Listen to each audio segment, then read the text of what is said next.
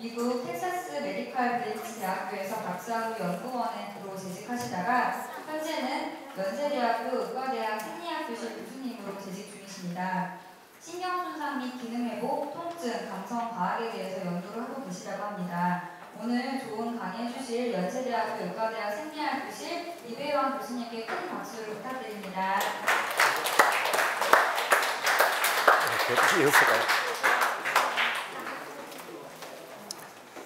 네, 여러분 안녕하세요. 네, 반갑습니다. 네, 방금 소개받은 연세대학교 의과대학 생리학 교실에서 일하고 있는 이배환입니다. 네, 제가 이제 그 생리학 교실에 있는데, 그래서 이제 제가 이제 주로 연구하는 것은 생리학이고, 생리학 중에서도 이제 여러 분야들이 있습니다. 네, 그것 중에서 신경생리학, 네, 그것을 제가 연구를 하고 또 학생들에게 가르치고, 네, 그렇게 지금 활동을 하고 있습니다. 그래서 제가 이제 그 신경생리학 중에서도 이제 특히 어떤 부분이냐 하면은 신경 손상에 의해서 일어나는 여러 가지 뭐 중추신경계의 변화, 네, 그런 것들을 또 연구하기도 하고, 또 이제 다른 주제로서는 이제 통증, 네, 이것을 또 깊이 있게 연구를 하고 있습니다. 네, 그래서 오늘 제가 이제 강의를 맡은 주제가 이 통증이 되겠고, 이 통증이 있어야 좋은지 아니면은 없어야 좋은지, 네, 그것을 오늘 살펴보도록 하겠습니다. 바로 이 통증하면 아마 여러분들이 이제 아픔, 네, 그것을 아마 여러분들이 바로 생각하실 수 있는 것인데, 이 통증, 이것이 하여튼 우리가 느끼지 않으면 좋겠다, 네, 그렇게 생각을 할 수 있는 것이죠. 네, 그런데 이 통증, 이것이 또 중요한 그런 문제가 될 수 있다, 그렇게 이야기를 할 수 있는 것입니다. 그래서 이 주제에 대해서 이제 살펴보도록 하겠습니다. 그래서 오늘 강연 내용은 먼저 통증이란 무엇인가 하는 것이고요. 그래서 이 통증의 특성이 무엇인가 하는 것을 먼저 살펴보고, 그 뒤에 통증, 이것이 어떤 과정을 거쳐가지고 우리가 느끼게 되는가 하는 것을 또 살펴보도록 하겠습니다. 그리고 제가 아까 그 신경 손상, 여기에 대해서 이제 관심을 많이 가지고 있다, 그렇게 말씀드렸는데, 이 신경, 이것이 손상되었을 때 나타나는 그런 특수한 그런 통증이 있습니다. 네, 여기에 대해서 이제 차차 살펴보도록 하겠습니다. 자, 그럼 먼저 이 통증, 이것이 무엇인가 하는 것을 살펴보죠.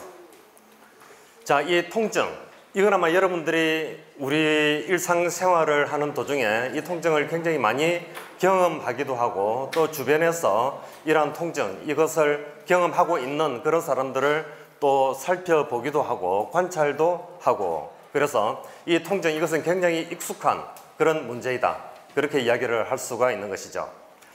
그런데 이 통증, 이건 이제 영어로는 이제 pain, 뭐 그렇게 이야기를 할 수 있는 것인데, 네, 이것은 바로 이제 이 통증을 연구하는 그런 국제적인 그런 학회가 있습니다. 그 이름이 바로 국제통증연구학회라는 이런 아주 큰 단체가 되겠는데, 여기서 이제 세계적인 그런 그 많은 연구 결과, 그런 것들이 발표되고 있는 것입니다. 근데 이것은 예전에는 4년에 한 번씩 그렇게 열리다가, 이제 근년에는 이제 2년에 한 번씩 그렇게 열리고 있는 것인데, 이것은 세계 각처를 돌아다니면서 그렇게 그 학회가 열리고 있는 것이죠. 그래서 이 유명한 이 국제통증연구학회에서는 이 통증을 정의를 내리는 그런 명작이 여기에 있는데, 여기 보시면은 실질적인 조직 손상 또는 잠재적인 조직 손상과 관련되어 표현되는 감각적인 그리고 또 정서적으로 불유쾌한 경험이다, 그렇게 정의를 내리고 있는 것입니다. 그래서 실질적으로 조직이 손상이 되면은 아마 여러분들이 얼핏 생각하기에도 우리가 통증을 느낄 수 있다, 그렇게 이야기할 수 있겠죠.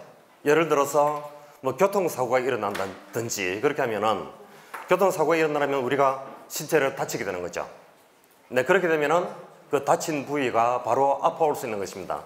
네, 그리고 우리가 아주 뜨거운 그런 주전자, 네, 그런 것을 만지거나 아니면 뜨거운 것을 마실 때 혀를 대기도 하는데, 이때도 아픈 그런 통증을 느끼게 되는 것이죠.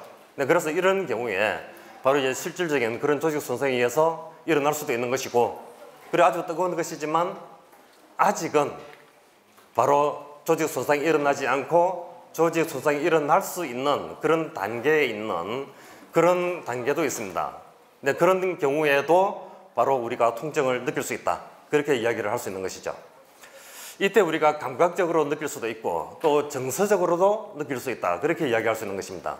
그래서 아픈 것, 그 자체를 느끼는 그것은 우리가 이제 감각적으로 그런 통증을 느낀다. 그렇게 이야기할 수 있는 것이고 또 정서적으로 느낀다 하는 것은 이게 아프기 때문에 거기에 대해서 아주 감정적으로 굉장히 불쾌하다 하는 그런 것을 또 느낄 수 있는 것이죠.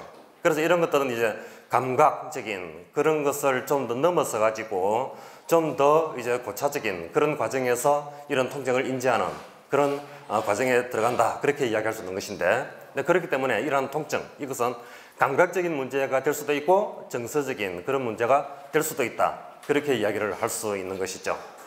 그래서 이러한 통증, 이것이 아주 심해지면은 극히 심한 그런 상황에서는 우리가 이제 우울증 같은 그런데 걸릴 수도 있다. 그렇게 이야기를 할 수 있는 것입니다. 왜냐하면 이러한 통증, 이런 것들을 조절을 할 수 있어야 되는데 그것을 제대로 잘 조절하지 못하는 그런 경우에는 아주 심한 그런 우울 증세에 빠질 수 있다. 그렇게 이야기를 할 수 있는 것이죠.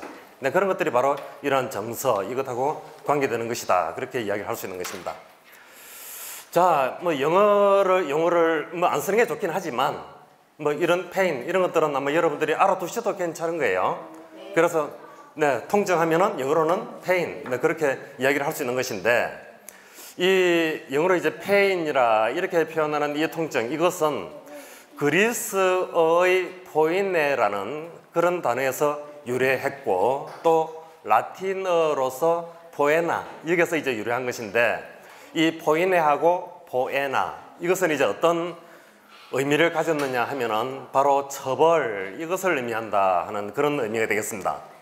그래서 이 통증, 이게서 이제 페인으로서 이제 그리스어 포이네 그리고 라틴어 포에나 여기서 유래한 것인데 어떻게 해서 이것하고 관계되느냐 하면은 아마 여러분들이 아마 뭐 지금은 요즘은 뭐 그런 게 그렇게 흔하지는 않지만 옛날 같으면은 체벌 그런 게 굉장히 심했지 않습니까? 그죠? 그래서 뭐 서당 그런 데서 이제 훈장님께서 이제 학생이 말을 듣지 않으면 회초리로 종아리를 때리기도 하죠.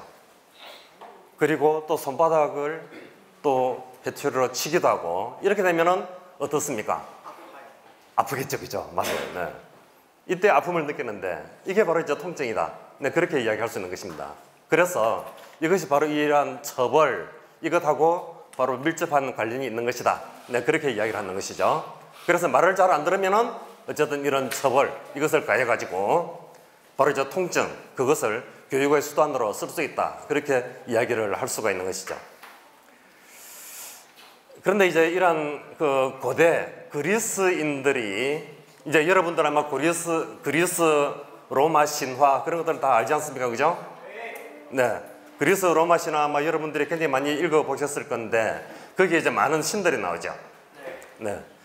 이때 이제 그리스인들이 어떻게 생각했느냐 하면은 바로 이제 자기들이 신들의 통제를 받고 있다. 네, 그렇게 인식을 하고 있었던 것입니다.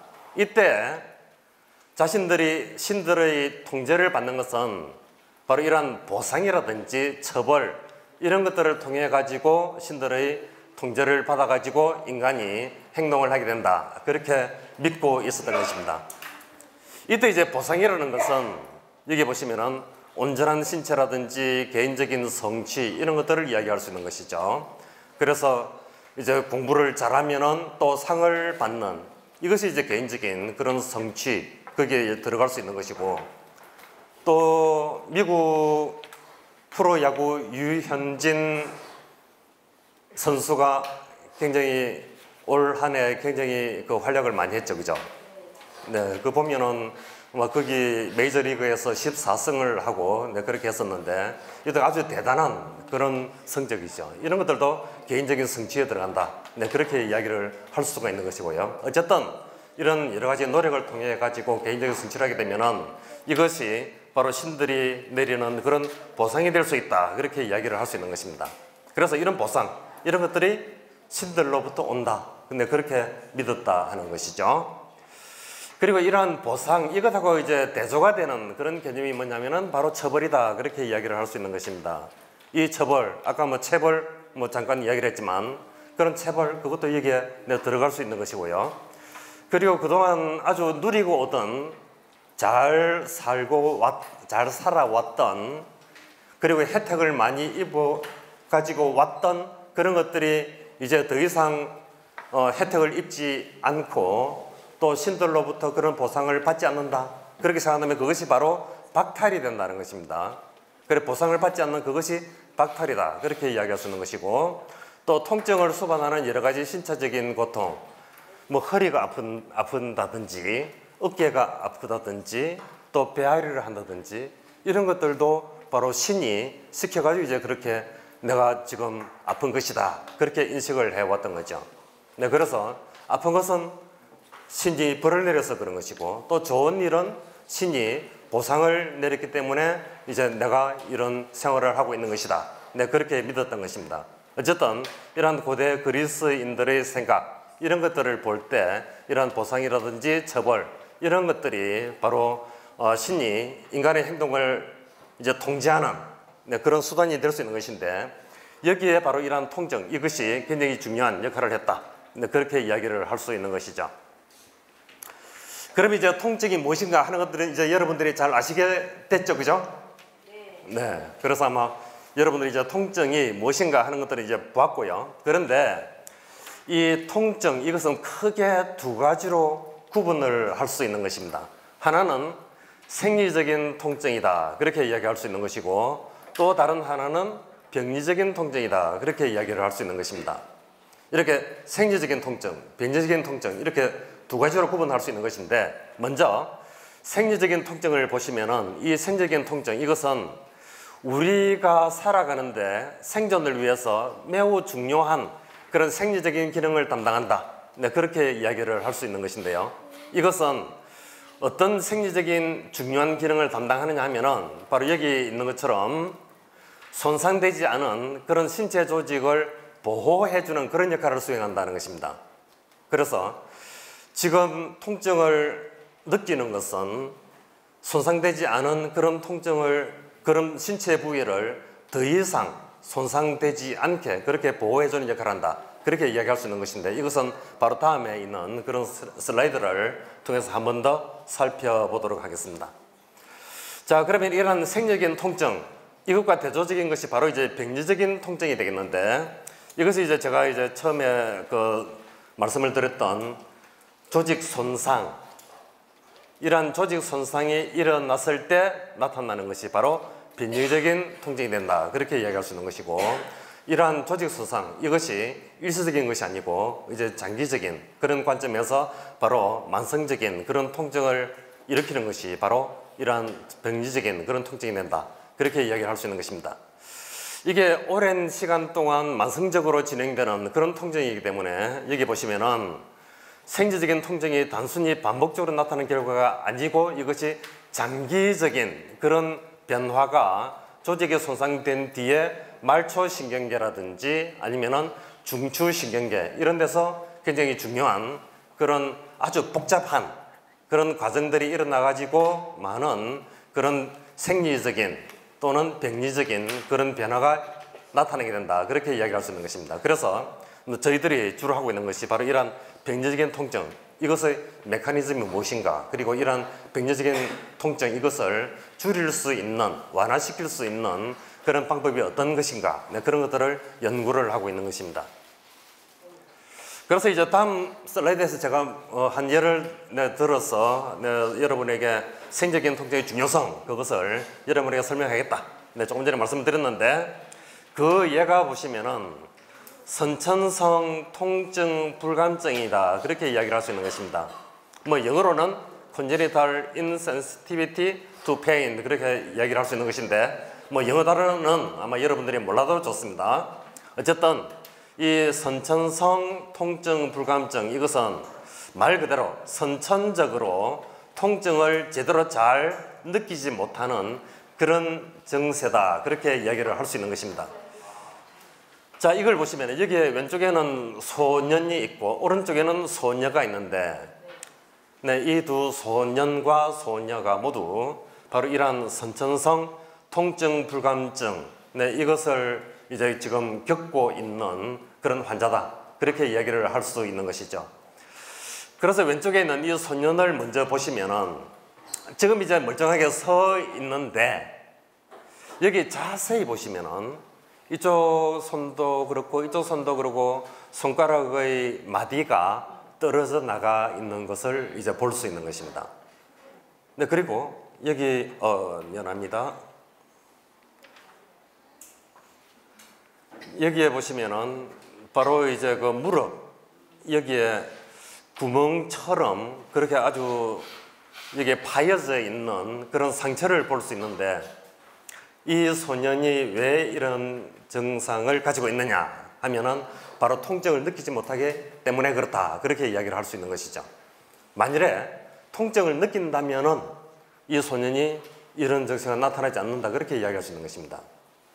그래서 이게 보시면은 여기에 손가락이 잘려 나갈 정도로 이제 그런 사건이 여기에 일어나도 근데 그걸 느끼지 못한다는 거죠. 이게 아프지 않기 때문에 그래서 손가락이 잘려 나가는 그런 불행한 그런 사건도 여기서 경험할 수 있다. 그렇게 이야기할 수 있는 것이고 오른쪽에 있는 소녀를 보게 되면은 이 오른쪽 소녀의 뺨에 여기에 구멍이 나 있는 것을 볼 수 있습니다.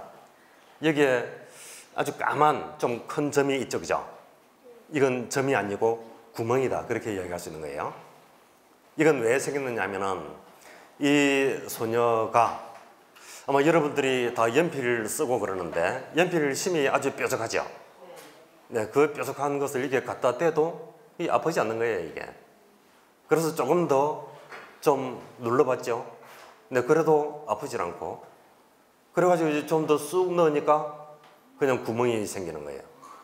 그래도 아픔을 느끼지 못한다. 네, 그렇게 이야기를 할 수가 있는 것이죠. 네, 그렇기 때문에 이 소녀 같으면은 바로 선천적으로 이 통증, 이것을 제대로 잘 느끼지 못하기 때문에 바로 이러한 깊은 그런 조직 손상이 생겨도 그것을 제대로 잘 느끼지 못한다. 그렇게 이야기를 할 수 있는 것입니다. 그리고 이 소녀의 이제 그 손이 되겠는데 이 손바닥 이제 그 앞쪽에 보시면은 이제 손가락이 있는데 이 손가락에 아주 짙은 색깔, 이거 뭐냐면은 바로 이게 화상이라는 것입니다. 아주 뜨거운 그런 물체를 만져도 그것을 뜨겁다 하는 것을 느끼지 못하기 때문에 따라서 통증을 느끼지 못하기 때문에 이와 같이 화상이 일어나도 이것을 제대로 잘 인식을 하지 못했다. 그렇게 이야기할 수 있는 것이죠. 어쨌든 이것을 보게 되면은 조직 손상이 일어났는데 더 이상 조직 손상이 일어나지 말아야 되는데 계속 더 이상 조직 손상이 계속 진행이 됐지 않습니까? 그죠? 네, 이렇게 된 것은 바로 이러한 통증, 이것을 제대로 잘 느끼지 못하기 때문에 그렇다. 그렇게 이야기할 수 있는 것이죠. 그래서 통증의 생리적인 기능, 그것은 우리의 온전한 그런 신체를 보호해주는 외부의 위협으로부터 그리고 위해 요소로부터 우리 신체를 보호해주는 굉장히 중요한 역할을 하고 있다. 네, 그렇게 이야기를 할 수가 있는 것이죠. 그래서 이 통증, 이것이 얼마나 중요한가 하는 것을 아마 여러분들이 이제 인식을 하게 되었으리라 믿습니다. 맞죠? 그죠? 네, 통증이 중요하죠. 그죠? 네, 그래서 통증이 우리가 이러한 통증을 안 느끼면 좋겠지만 이 통증을 느끼는 이것 자체가 얼마나 복받은 것인가 하는 것을 조금 전에 이런 사례를 보게 되면 우리가 인식을 할 수 있다. 그렇게 이야기를 할 수 있는 것입니다. 그래서 이제 이러한 통증, 이것이 무엇인가 하는 것을 이제 보았고요. 다음은 이 통증, 이것이 어떻게 우리가 인식을 하는 그런 과정을 거쳐가게 되는가 하는 것을 이제 살펴보도록 하겠습니다. 자, 여기에는 이제 대표적으로 하나의 척수의 한 분절, 그것을 여기에 지금 이제 다이어그램으로 이제 표시해 두었는데, 이 그림에 있는 이 척수의 한 분절이라 하는 것은 아마 여러분들이 제가 여기 서 있으면은 척수가 뇌의 아래쪽에서 쭉 이어지는 아주 기둥과 같은 그런 신경 조직이 바로 척수가 되는 거죠. 그죠?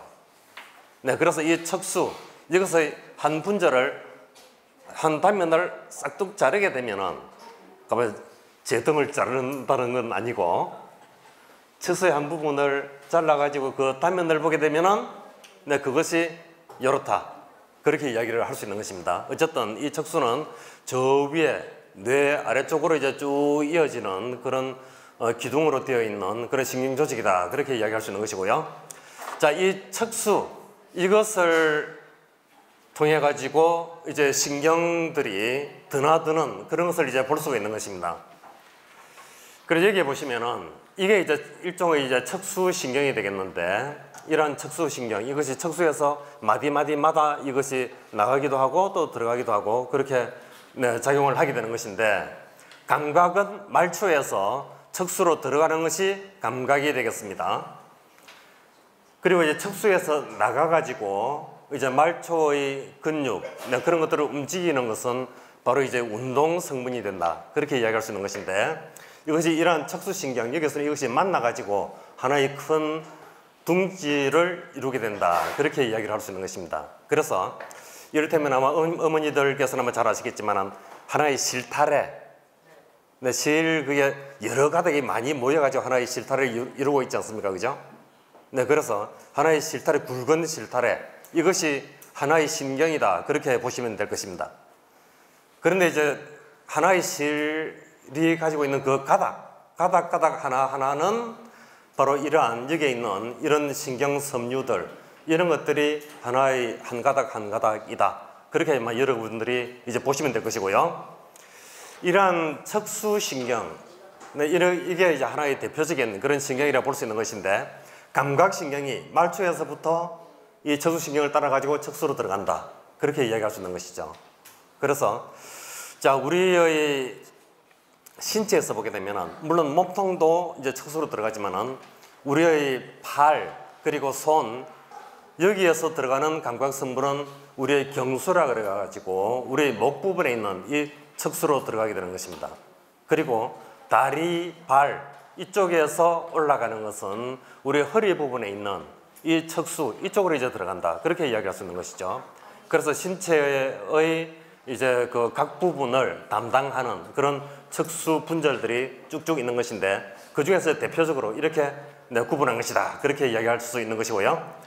이때 통증은 어떻게 느끼게 되느냐 하는 것을 보게 된다면은 통증은 여기에 있는 것처럼 이제 C라든지 A 델타라든지 아마 뒤에 계신 분들은 아마 잘 안 보이실 수 있겠지만은 아마 그 프린트물을 보시면은 바로 이 C라든지 A 델타 이것을 이제 볼 수 있죠.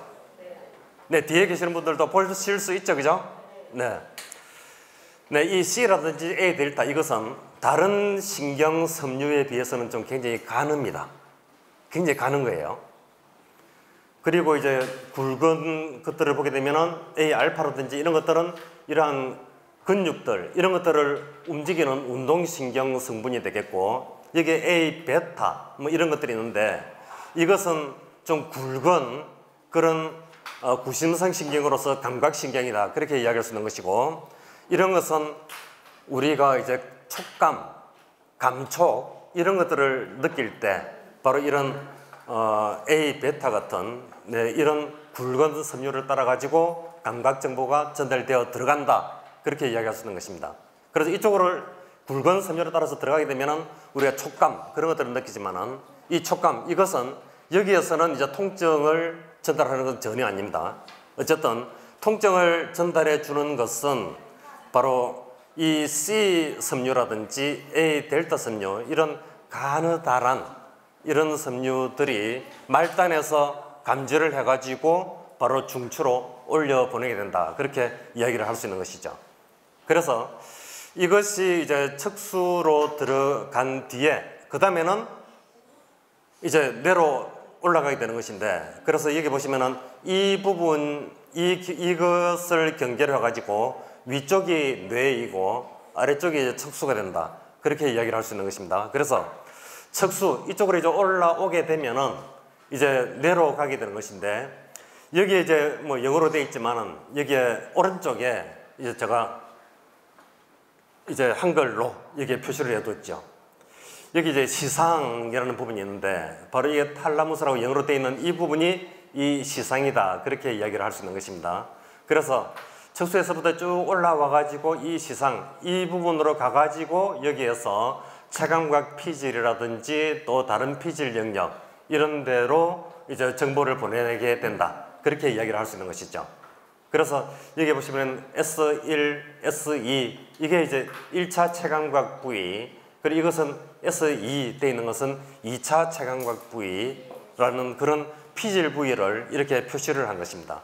그래서 이러한 체감각 피질이라든지 또 전측 대상 피질, 여기 ACC 그렇게 되어 있는데 이 ACC 이것이 전측 대상 피질이 될 것이고, 또 뇌섬엽이라 하는 것은 인슐라라는 이 부분이 되겠는데, 이 부분은 지금 뇌의 안쪽이 아니고 바로 여기에 있습니다. 여기 왼쪽 아래 보시면은 이게 이제 우리의 뇌 자반구를 옆에서 본 것인데, 이게 지금 양쪽으로 벌리고 있죠, 그죠? 네, 지금 이제 겸자를 통해서 벌리고 있는데, 이게 벌리지 않으면은 이 안쪽에 있는 이 피질 부위 이게 보이지 않습니다. 그래서 비로소 벌려야만 안쪽에 있는 이 피질 부위가 보이게 되는 것인데, 이 부분이 뇌섬엽이다, 그렇게 이야기를 할 수 있는 것입니다. 그래서 이러한 뇌섬엽, 이것도 이제 통증, 이것을 감지하는 그런 부위다, 그렇게 이야기를 할 수 있는 것이죠. 그래서 이제 저희 연구실에서 통증을 연구하는 그런 것을 잠깐 말씀드리자면은, 이제 말초신경도 연구를 하고, 아까 보셨던 척수, 거기에서도 연구를 하고요. 그리고 여기에 있는 이제 체감각 피질, 여기에서도 연구를 해왔고, 여기에 있는 ACC라는 전측 대상 피질 영역, 여기에서도 저희들이 연구를 해왔고, 이제 방금 말씀드렸던 뇌섬엽, 영어로는 인슐라라는 이 부분, 여기도 저희들이 최근에 또 연구를 하고 있습니다. 그래서 이제 저희 연구실에서는 말초신경, 그리고 이제 척수, 뇌 이런 부분을 이제 계속 연구를 해오고 있다 하는 것을 한번 여러분들에게 잠깐 소개를 해드리고, 또 이 중의 한 부분을 나중에 말씀을 드리도록 하겠습니다. 그래서 이제 지금까지 통증, 이것이 어떻게 감지되고 어떻게 우리가 인식을 하게 되는가 하는 그런 과정들을 이제 여러분에게 설명을 해드렸는데, 이제는 이런 신경 손상하고 이 통증, 이것이 어떤 관련성이 있는가 하는 것을 여러분에게 말씀드리도록 하겠습니다. 아까 조직 손상이 일어나면 우리가 이제 통증을 이제 어쨌든 느낄 수 있다, 그렇게 이야기를 했었고, 잠재적인 조직 손상이 일어나도 느낄 수 있다 그랬는데, 조직 중에서도 특히 신경이 다쳤을 때, 이때는 아주 격심한 그런 통증을 우리가 경험하게 된다, 그렇게 이야기를 할 수 있는 것입니다. 그래서 이러한 통증을 우리가 일컫기를 신경병증성 통증이다, 그렇게 이야기를 할 수 있는 것이죠. 그래서 이러한 신경병증성 통증, 이것을 이제 의미하는 그런 바는 뭐냐면은 신경 손상에 의해서 발생하는 만성 통증이 된다, 그렇게 이야기할 수 있는 것이고, 그래서 신경이 손상되었을 때 이것은 단시간에 끝나는 통증이 아니고 이것이 지속적으로 오랫동안 이것이 계속된다, 그렇게 이야기를 할 수 있는 것이죠. 네, 그렇기 때문에 이것이 만성화되는 그런 통증이 될 수 있다, 그렇게 이야기를 할 수 있는 것입니다. 네, 그렇기 때문에 이것은 일시적으로 지속되는 통증에 비해서 이것이 아주 골치 아픈 그런 통증이다, 네, 그렇게 이야기를 할 수 있는 것입니다. 그런데 이러한 신경병증성 통증, 이것이 주된 증상을 보게 되면은 세 가지로 이제 설명을 할 수 있는 것인데, 첫 번째는 자발적 통증이다, 그렇게 이야기를 할 수 있는 것이고요. 이 자발적 통증, 이것은 말 그대로입니다. 가만히 있어도 저절로 자발적으로 일어난다, 그렇게 이야기를 할 수 있는 것이죠. 그래서 아마 통증을 느껴본 분들은 아마 아실 수도 있겠지만, 가만히 있는데도 막 욱신하는 그런 통증을 느낄 수가 있는 것입니다. 그게 일종의 자발적 통증이다, 그렇게 이야기를 할 수 있는 것이죠. 다음 두 번째는 이질통이 되겠는데, 이 이질통, 이것은 이자는 다를 이자가 될 것이고, 질, 이것은 바로 이제 성질할 때 그 질자입니다. 그래서 질적으로 성질이 다른 그런 통증을 경험하는 것을 바로 이질통이다, 그렇게 이야기를 할 수 있는 것입니다. 이건 뭐냐면은 신경이 손상되게 되면은 아까 이제 촉감 이야기를 했는데 촉감은 아까 A 베타라는 그런 굵은 섬유를 따라 가지고 중추로 전달되어 들어간다 하는 것을 아마 여러분에게 말씀을 드렸는데, 이러한 촉각, 이것이 이제는 촉각으로 받아들이는 것이 아니고 이것이 이제 아주 심한 통증을 유발한다, 그렇게 이야기를 할 수 있는 것입니다. 그래서 살짝 건드려도 이것이 촉감이 아니고 이것이 이제 통증이다, 그렇게 이야기를 할 수 있는 것이죠. 이게 바로 이질통이다, 그렇게 이야기를 할 수 있는 것입니다. 다음은 이제 세 번째, 통각과민이 되겠는데, 이 통각과민, 이것은 정상적으로도 통증을 느끼지만 동일한 통증을 일으키는 그런 동일한 자극에 대해서 더 심한 통증을 느끼는 것을 통각과민이다, 그렇게 이야기하기도 하고, 또 다른 말로는 과통증이다, 그렇게 이야기를 할 수도 있는 것입니다. 근데 이것은 우리가 꼬집게 되면은 우리가 통증을 느끼게 되는 거죠. 근데 꼬집는데 혹시 통증을 못 느끼는 사람이 있나요? 없죠, 그죠? 근데 꼬집으면은 다 통증을 느낄 수 있는 것인데, 이러한 통증, 이것을 동일하게 꼬집는 그런 사건에 대해서 이제는 더 심한 그런 통증을 느끼는 것을 이제 통각과민이다, 그렇게 이야기를 할 수 있다는 것입니다. 그래서 이러한 신경병증성 통증, 이것이 신경손상에 의해서 일어나는데 어쨌든 이런 세 가지 증상, 이것이 주된 그런 증상으로서 많은 환자들이 이런 증상을 호소를 하게 된다, 그렇게 이야기를 할 수 있는 것입니다. 자, 여러분, 네, 이 슬라이드를 보시면은 이거는 이제 그 팔이 손상된, 따로 절단되었기 때문에 손상된 그런 환자가 되는 거죠. 네, 이 환자는 자발적 통증, 그것이 너무너무 심한 그런 환자였습니다. 네, 그래서 이 환자 같으면은 자발적 통증이 너무나 심하기 때문에 밤에 잠도 제대로 잘 잘 수가 없었다는 거죠. 그래서 가만히 있어도 잠을 잘 수가 없을 정도로 굉장히 아파왔다, 그렇게 이야기를 할 수 있는 것인데, 네? 환상통, 네, 그런 것도 이제 바로 여기에 네, 수만되는 네, 그런 통증입니다. 네, 좋은 질문을 해주셨는데요. 그래서 밤에 잠을 자려고 해도 가만히 있어도 저절로 통증이 나타나기 때문에 잠을 제대로 잘 잘 수가 없는 그런 환자였습니다. 그 다음 이 환자는 이제 폐암 환자였죠. 우리 이제 폐가 이제 두 개였는데 이제 폐암에 걸렸기 때문에 한쪽 폐를 이제 그 제거하는 그런 수술을 했습니다. 그런데 이 환자 같으면은 한쪽 폐를 이제 제거를 할 때 이제 그 신경도 아마 다쳤겠죠, 그죠? 네, 그래가지고 이 환자는 그 자발적 통증보다는 이질통, 조금 전에 여러분에게 설명을 했던 이질통, 그것을 굉장히 많이 알았던 그런 환자죠. 그래서 이 환자는 그 이질통이라는 것은 접촉을 해도 아프기 때문에 이 환자는 옷을 입고 벗고 하는 그 자체도 굉장히 고통스러웠다, 그렇게 이야기를 할 수가 있는 것이죠. 그래서 이 환자 같으면은 네, 이 동영상은 이제 토론토 대학에서 이제 발표한 그런 동영상을 제가 이제 가져온 것인데, 네, 어떤 증세가 나타나는가 한번 보죠.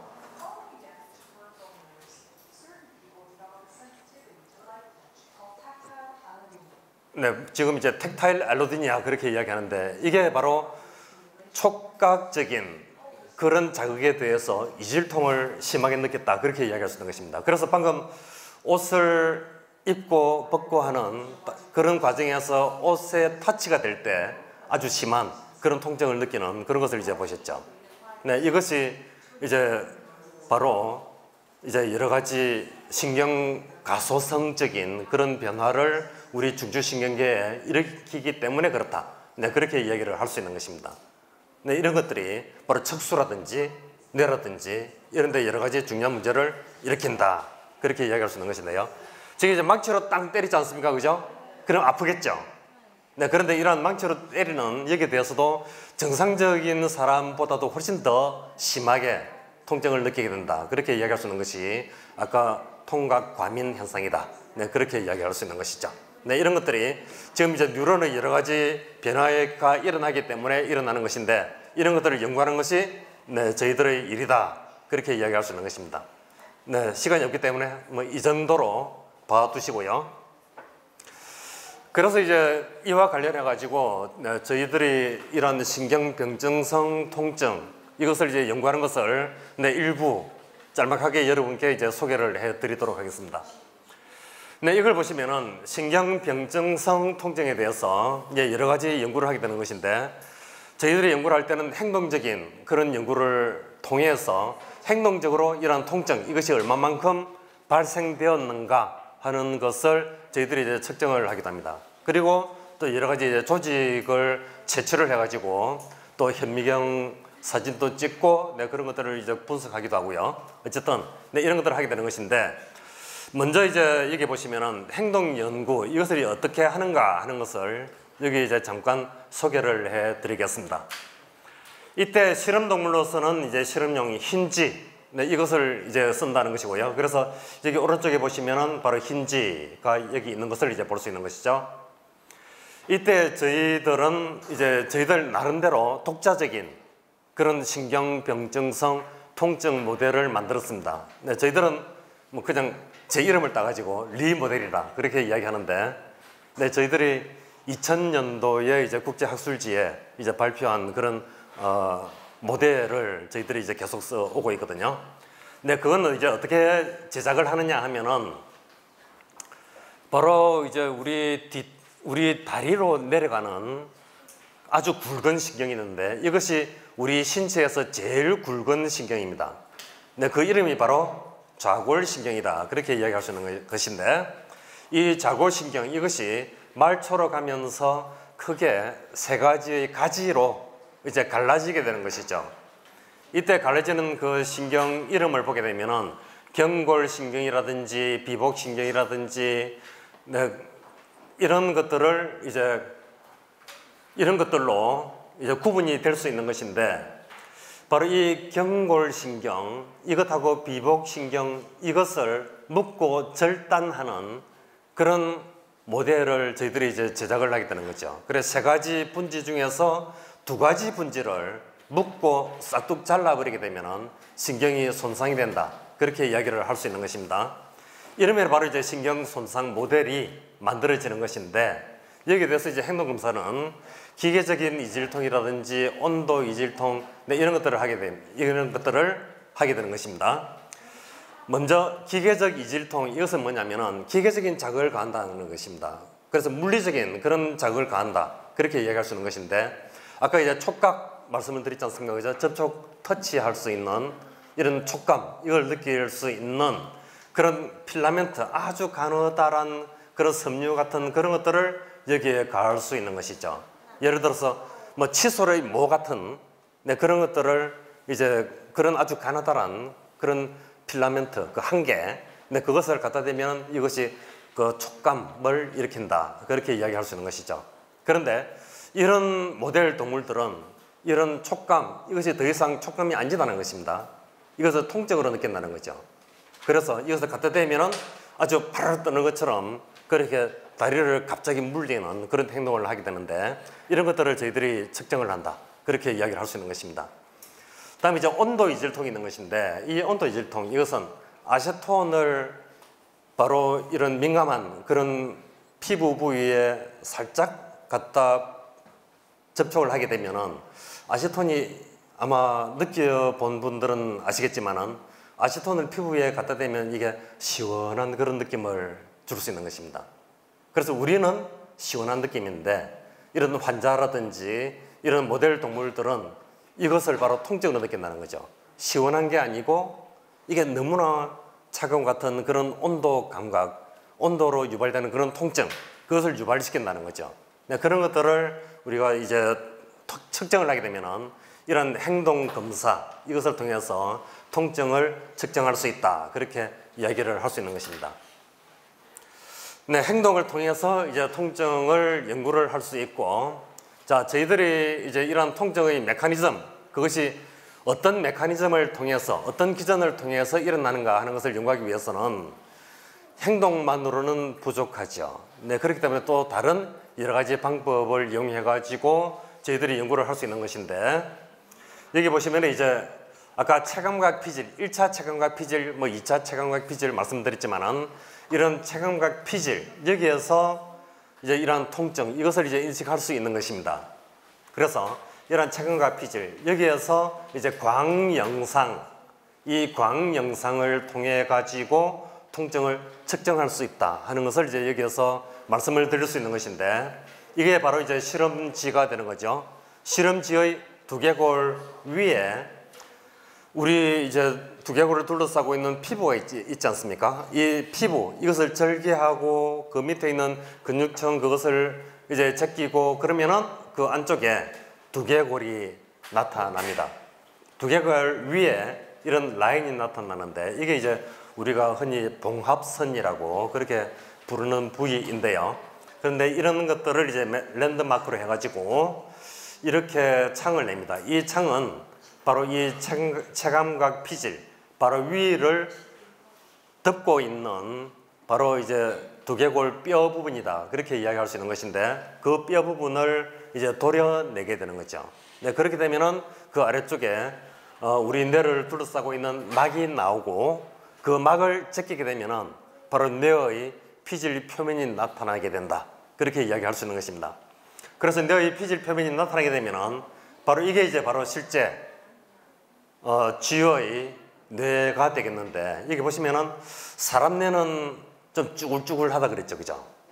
아마 그런 걸 아마 여러분들이 많이 알고 계실 텐데, 그래서 주름이 굉장히 많이 가 있습니다. 그런데 쥐의 뇌 표면을 보게 되면 아주 미끈해요. 네, 이것을 보면은 하등동물하고 또 고등동물은 또 차이가 많이 나타난다 하는 것을 우리가 알 수가 있는 거죠. 네, 그렇지만은 이 하등동물이라 하더라도 이 쥐는 사람이 가지고 있는 뇌 구조물들의 거의 대부분을 가지고 있습니다. 네, 그렇기 때문에 사람을 대상으로 실험하면은 큰일 나죠, 그죠? 네, 그렇기 때문에 저희들이 실험 동물을 대상으로 해가지고 이제 실험을 하면서 이런 것들을 연구를 하고 있는 것인데, 그래서 여기에 보시면은 바로 이제 체감각 피질 부위가 여기에 있다 하는 것을 이제 볼 수 있는 것이고요. 그래서 저희들이 이제 그 초점을 맞추고 있는 부위는 바로 이 부분의 아래쪽에 뒷다리 쪽, 이 뒷다리의 통증을 느껴가지고 이것이 이쪽으로 전달되어 가는 그런 과정을 저희들이 연구를 하고 있다, 그렇게 이야기를 할 수 있는 것입니다. 그래서 방금 이제 뒷다리가 이제 그 정보를 올려보내가지고 우리 뇌피질에서 통증을 느끼게 되는 그런 과정을 이제 지금 여기에서 이제 여러분께 보여드릴 수 있는 것인데, 바로 이제 이 부분이 바로 그 피질 부위다, 그렇게 이야기를 할 수 있는 것이고요. 여기 보시면은 이런 체감각 피질에서 이런 신경변정성 통증이 어떤 과정을 거쳐가지고 여기까지 오게 되느냐 하는 것은 아까 이제 여러 가지 뇌전달 과정, 그것을 말씀드렸는데, 그것이 바로 이 피질 부위 이쪽으로 결국 들어와 가지고 우리가 통증을 인식을 하게 된다, 그렇게 이야기를 할 수 있는 것입니다. 그래서 바로 이 부분이 바로 이제 체감각 피질이 되겠는데, 자, 저희들이 이제 이런 실험 동물을 대상으로 해가지고 신경 손상을 실제로 일으킨 그런 집단도 있는 반면에 대조 집단으로서 이제 두 집단을 저희들이 또 설정을 했습니다. 하나는 신경을 전혀 다치지 않고 수술을 하지 않은 정상 동물입니다. 온전한 상태로 그대로 둔 그런 동물이 이제 정상 동물 집단이 되겠고, 두 번째는 허위 손상 집단이 되겠는데, 이것은 실제로 신경 손상을 시키지 않고 수술 절차는 동일합니다. 그런데 이제 그 신경 노출하는 데까지는 동일하겠지만 그 신경을 묶고 절단하는 실제적인 손상을 일으키지 않은 그런 집단이 허위 손상 집단이다, 그렇게 이야기할 수 있는 것이고, 이제 세 번째는 수술을 통해서 실제로 신경을 묶고 절단해서 신경을 손상시킨 그런 집단이 신경 손상 집단이다, 그렇게 이야기를 할 수 있는 것이죠. 이렇게 본다면은 이 광영상, 이것이 신경세포에서 나오는 그런 정기적인 활동, 그것을 바로 우리가 광학적으로 영상화시키는 부분이 바로 이 광영상 영역이다, 그렇게 이야기를 할 수 있는 것이고요. 그래서 이때는 전압 민감성 염료라는 것을 여기에 쓰게 됩니다. 이 염료를 쓰게 되면은 바로 이제 전압의 변화, 그것이 바로 칼라로 나타날 수 있다, 그렇게 이야기를 할 수 있는 것이고요. 그래서 신경세포의 활동이 많이 일어나게 되면은 칼라가 많이 변화가 된다 하는 것을 이제 볼 수 있는 것입니다. 네, 그것을 여기에서 이제 광영상을 통해서 여기에서 볼 수 있는 것인데, 이것은 이제 바로 이제 카메라를 통해서 동영상처럼 그렇게 짜르르 찍는다는 거죠. 네, 그 순서가 여기 보시면은 왼쪽 위부터 이제 오른쪽으로, 그다음에 아래로 내려와 가지고 또 오른쪽으로, 이런 시간 순서로 진행이 된다, 그렇게 이야기할 수 있는 것입니다. 네, 이런 동물에게 말초에 약한 그런 전기자극을 가하게 되면 이것이 일종의 촉감 자극, 네, 그것을 일으킬 수 있는 것인데, 이런 촉감 자극, 여기에 대해서 이러한 동물들이 바로 뇌 체관과 피질에서 어떤 반응을 일으키는가 하는 것을 이제 살펴보겠습니다. 그래서 정상 동물은 촉감 자극을 말초에 가해도 전혀 반응을 하지 않는다 하는 것을 알 수가 있죠. 그리고 실제로 손상을 시키지 않은 허위 손상 집단의 동물도 여기 보시면은 말초에 자극을 가해도 별로 반응 변화가 없다 하는 것을 볼 수 있는데, 신경이 실제로 손상된 동물은 여기쯤에서 바로 말초에 촉감 자극, 네, 그것을 가하게 되면은 촉감 자극을 가한 바로 뒤에 이와 같이 신경세포들이 활동을 많이 하는 것을 이러한 체감과 피질에서 이런 광영상, 이것을 통해서 우리가 관찰할 수 있다, 그렇게 이야기할 수 있는 것입니다. 그래서 이런 상황을 본다면은 바로 이러한 신경손상 동물의 체감과 피질에서 이와 같이 칼라로 진하게 많이 나타나는 이것이 바로 우리가 말초에 느끼는 그런 통증을 영상화한 그런 자료가 된다, 그렇게 이야기를 할 수 있는 것입니다. 그래, 이것을 실제로 이제 그런가 하는 것을 동영상을 통해서 한번 살펴보죠. 바로 여기 보시면은 바로 이 부분이 바로 체감과 피질이 될 수 있는 것인데, 이것은 정상동물의 체감과 피질이고, 이것은 허위 손상 집단 동물의 체감과 피질이고, 맨 아래쪽에 있는 것은 실제로 신경이 손상된 동물의 체감과 피질이 되겠습니다. 자, 어떤 변화가 일어나는지 보죠. 자, 정상동물은 이제 갑니다. 네, 이렇게 본다면은 별로 반응 변화가 없다 하는 것을 볼 수 있죠. 자, 허위 손상 동물 네, 체감 피질도 별로 반응 변화가 없습니다. 네, 혈관에 있는 이 부분만 뭐 조금 나타나긴 하지만 이건 실제로 네, 신경 흥분이 잘 되는 것은 아니다, 그렇게 이야기할 수 있는 것이고요. 실제로 신경이 손상된 그런 동물은 어떻게 나타나느냐? 네, 이렇게 많이 나타나죠, 그죠? 네, 그래서 네, 이것을 보면은 이렇게 많은 컬러 따라서 색깔 변화가 일어나는 이것이 우리가 말초에 느끼는 그 통증, 이것이 체감과 피질로 전달되어 왔기 때문에 우리가 뇌에서 이런 통증을 아주 심하게 느끼고 있는 그런 상황이다, 그렇게 이야기를 할 수 있는 것입니다. 자, 그래서 이제 신경 손상이 되었을 때 나타나는 그런 통증, 네, 그것을 이제 지금까지 저희 연구실에서 연구해온 그런 일부를 말씀을 드렸지만은, 네, 이것은 이제 그와 유사한 그런 통증이긴 한데 또 조금 다른 그런 측면이 있을 수 있습니다. 네, 이것은 대상포진 후신경통이라 그래가지고요. 대상포진을 앓을 때 아주 극심한 그런 통증이 나타나는데요. 혹시 여기 계신 분들 중에서 대상포진 알아보신 분 있나요? 아주 다행입니다. 네, 아무도 없으신데요. 네, 이 대상포진, 네, 이것을 앓게 되면 굉장히 통증이 너무너무 심해가지고 견딜 수 없을 정도로 굉장히 아픈 그런 경험을 하게 되는데요. 이게 이제 대상포진에 수반되는 그런 통증이다, 그렇게 이야기를 할 수 있는 것입니다. 자, 이 환자를 보시면은 이제 이 얼굴 그리고 이제 목과 같은 이 얼굴의 반쪽, 여기에서 나타났다, 심하게 나타나는 것을 볼 수 있는 것이죠. 네, 이 환자가 아마 제가 다른건데 아마 여러분들이 이 환자를 아마 잘 아실 거예요. 이 환자는 굉장히 유명한 환자인데 제가 화근컨대 여러분들 중에서 아무도 이 환자를 모르는 분은 없을 거예요. 몰라요? 굉장히 유명한 분인데 지금 이야기하신 분이 있으시네. 문재인? 문재인 아니고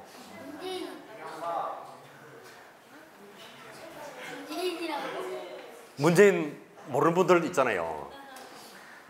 네, 이 사진을 바로 접니다. 저.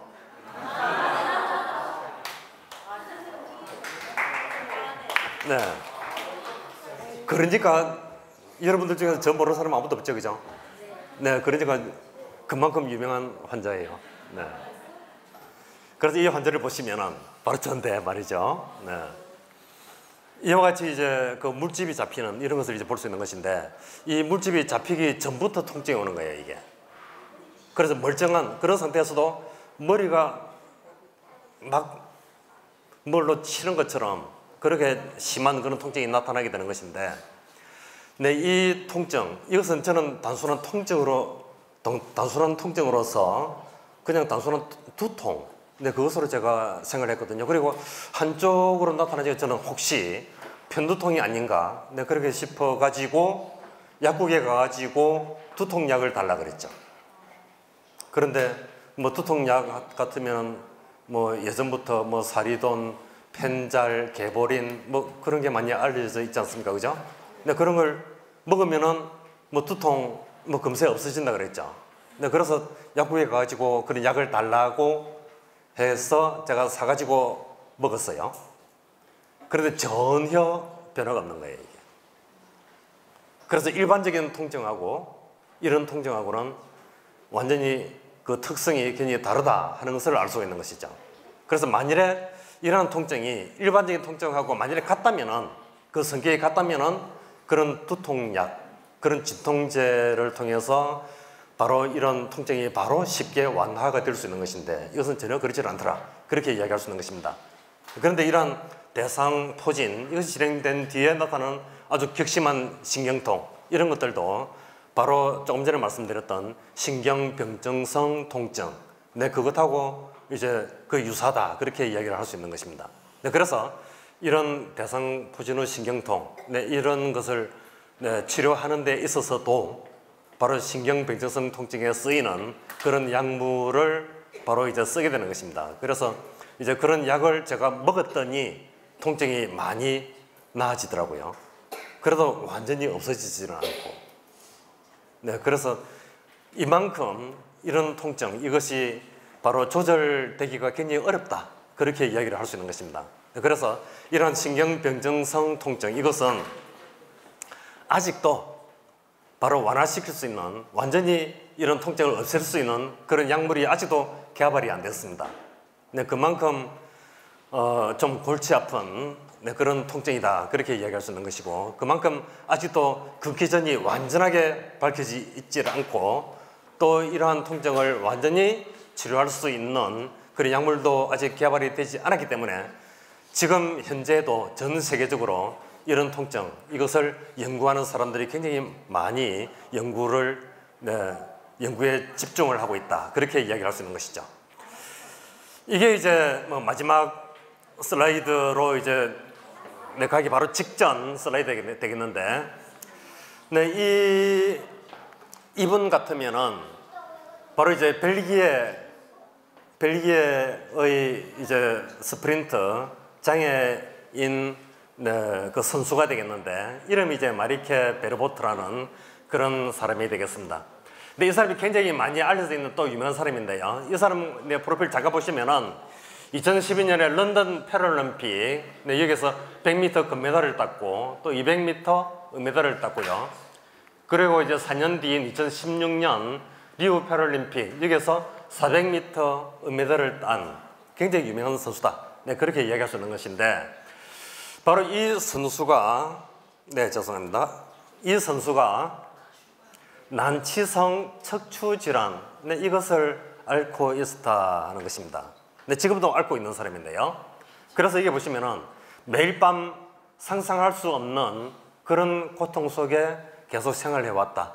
그렇게 이야기할 수 있는 것이고, 아까 자발적 통증, 아까 제가 말씀드렸지 않습니까? 그죠?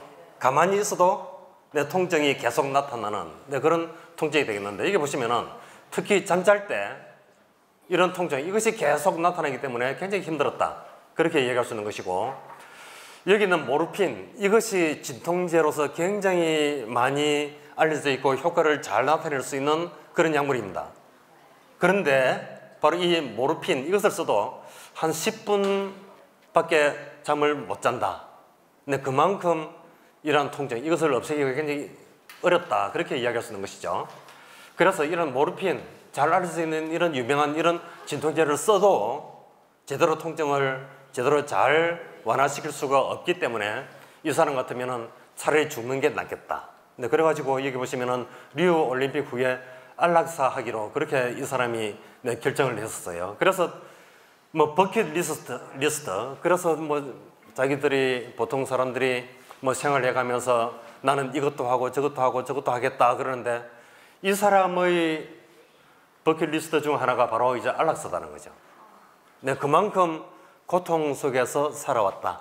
그렇게 이야기를 할 수 있는 것입니다. 리우 올림픽, 브라질 리우 올림픽을 했었는데 그게 이제 2016년에 했었어요. 지금 이제 2019년이기 때문에 3년 전에 했죠, 그죠?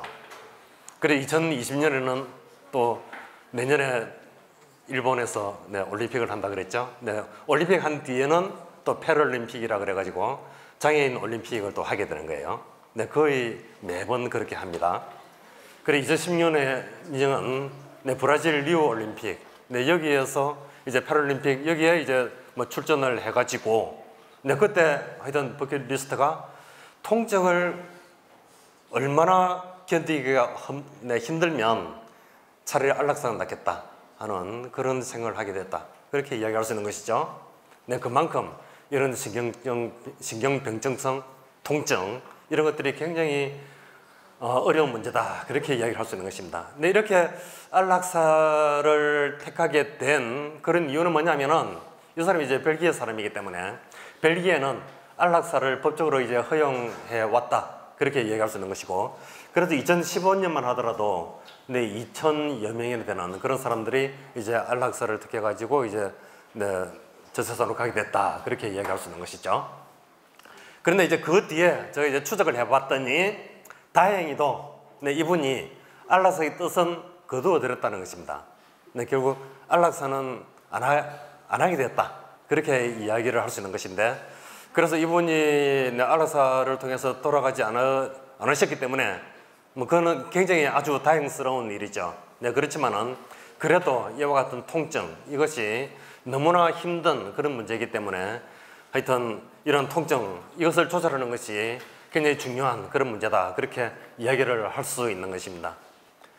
그래서 이상 이제 통증에 대해서 이제 여러 가지 말씀을 드렸는데, 이제 결론을 내려보죠.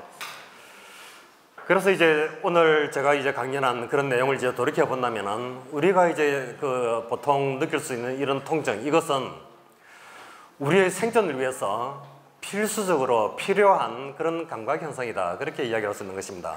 그래서 우리가 통증을 느끼지 않으면 좋겠지만은, 아까 말씀드린 것처럼 통증을 느낄 수 있는 이것 자체가 굉장히 복된 그런 일이다. 그렇게 이야기를 할 수 있는 것이고요.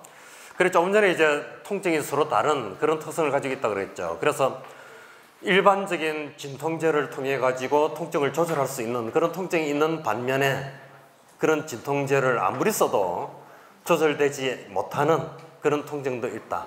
그렇게 이야기를 할 수 있는 것이죠. 그래서 통증, 이것이 하여튼 그 특성이 서로 다를 수 있다. 그렇게 이야기할 수 있는 것이고요. 어쨌든 이런 것들을 통해서 보게 되면 통증, 특히 만성 통증, 이것은 잘 조절되는 것이 굉장히 중요하다. 그렇게 이야기를 할 수 있는 것입니다. 왜 그러냐면은 만성 통증 때문에 사회적으로 지출되는 그런 비용이 굉장히 많다. 그렇게 이야기할 수 있는 것이죠. 그래서 지금 사회적으로는 아마 쉽게 우리들이 아마 인식을 하지 못해서 그렇지, 그런데 주변만 보더라도 허리가 아픈 분들, 어깨 아픈 분들, 뭐 배 아픈 분들, 머리 아픈 분들 얼마나 많아요, 그죠? 네, 이런 분들 통계를 내보면 굉장히 많습니다. 네, 그런 분들이 네, 사회적으로 굉장히 많은 그런 부채를 이제 떠안고 있다. 그렇게 이야기를 할 수 있는 것인데, 이런 분들을 이제 도와드리는 그것이 굉장히 중요하다. 그렇게 이야기할 수 있는 것입니다. 왜 그러냐면은 이런 통증을 가진 분들은 삶의 질, 이것이 굉장히 황폐화된다는 거죠.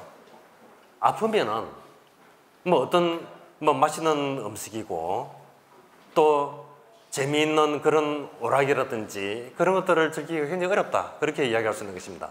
심지어는 아까 뭐 환자 사례들을 보게 되면은 잠을 제대로 좀 자고 싶은데 잠도 제대로 잘 잘 수가 없죠. 그래서 잠을 제대로 잘 자는 그것도 얼마나 또 좋은 일인가 하는 그런 것들을 우리가 또 인식을 할 수 있는 그런 문제다. 그렇게 이야기할 수 있는 것이죠. 어쨌든 이런 것들을 보게 되면은 통증 조절, 이것이 굉장히 중요한 문제인데, 이런 통증이 아까 말씀드린 것처럼 이것이 특성이 서로 다른 그런 측면들이 있다. 그렇게 이야기할 수 있는 것이고요. 그래서 이런 특성이 다른 그런 통증들, 그런 것들은 그 통증에 맞는 그런 적절한 그런 조절이 필요하다. 그렇게 이야기를 할 수 있는 것입니다. 어쨌든 이런 통증, 이런 것들을 우리가 느낄 수 있는 그것은 좋은 일이지만, 이런 통증, 이것을 만성화되는 그런 단계까지는 가지 말고 그 전에 차단을 해야 되는 것이고, 만일에 만성화되더라도 그것을 제대로 잘 조절할 수 있는 그것이 굉장히 중요한 문제다. 네, 그렇게 이야기를 할 수 있는 것입니다. 네, 이상 제 강연을 마치겠습니다. 네, 고맙습니다.